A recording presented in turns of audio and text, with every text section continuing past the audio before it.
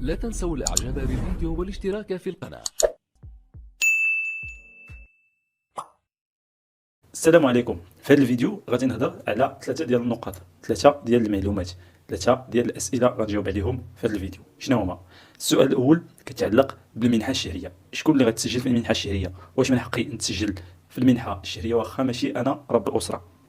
يعني واخا ماشي رب اسره باش نتسجل في المنحه الشهريه. غنجاوب كذلك على الناس اللي عندهم مشكل ديال مسار، وغنجاوب الناس اللي كيلقاو مشكل في الحساب البنكي. مزيان. المنحه الشهريه شكون غيتسجل فيها؟ واش رب الاسره؟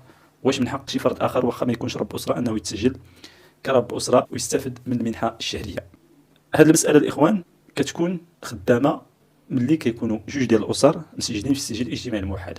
واحد الاسره عندها اولاد، واحد الاسره ما عندهاش.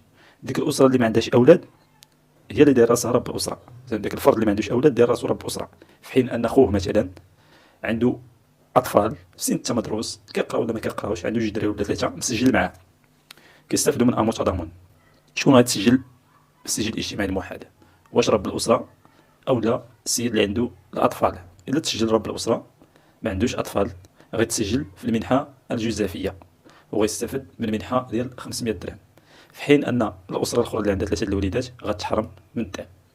اذا هنا من حق الاسره الاخرى اللي عندها ثلاثه الوليدات انها تسجل في المنحه الشهريه. غيتسجل الاب ديال هاد الوليدات في المنحه الشهريه وغيدخل معاه ولادو باش يستافد من الدعم ديال 200 درهم على كل طفل في سن التمدرس، يعني الا كانوا اطفال اقل من 21 سنه. يعني واخا يكون رب الاسره ما عندوش اطفال راه من حق ان الاسره الاخرى اللي عندها اطفال تسجل، واخا ما تكونش هي رب الاسره من حق الفرد الاخر اللي عنده اطفال يتسجل واخا ما يكونش هو رب الاسره.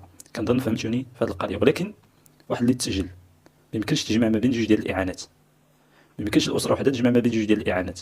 المشكل الاخر هو المشكل ديال المسار. المشكل ديال المسار الاخوان اللي لقى مشكل في مسار خصو يمشي للمؤسسه العموميه اللي كيقرا فيها التلميذ ديالو، يشوف تاريخ الازدياد باش يتسجل في المؤسسه العموميه ويفيريفيه مع تاريخ الازدياد الحقيقي ديالو اللي عنده في الحاله المدنيه. غالبا الاسر اللي لقاو مشكل في مسار راه التلميذ سجلوه بواحد التاريخ مختلف على التاريخ ديال الازدياد ديالو الحقيقي. غتدي عقد الازدياد وغادي تمشي للمؤسسه عند المدير غتقول له فيريفي ليا تاريخ الازدياد ديال الطفل، راه رقم مسار ما كيتقبلش ليا في الدعم الاجتماعي الموحد، وراه المشكل كاين في التاريخ. ملي غيفيريفي التاريخ غتسنى واحد المده ديال 48 ساعه وغتسجل وغيتقبل كود مسار عادي. واحد النقطه اخرى بغيت نهضر عليها هي الناس اللي عندهم شي كونت في البنكه ومشاو كيحلوا كونت اخر على حساب الدعم. الا عندك شي كونت في البنكه ما تحل حتى شي كونت اخر. كاين شي ناس كيصيفطوك كيقولوا لك سير حلت واحد الكونت في دوك الوكالات راه ما عندهمش اقتطاعات راه احسن من البنكه. انا عندي كونت في البنكه، علاش غنمشي نحل واحد الكونت اخر على حساب الدعم؟ يوليو عندي جوج كونطات. علاش؟ حساب بنكي واحد كافي للدعم ولكل شيء. السلام عليكم.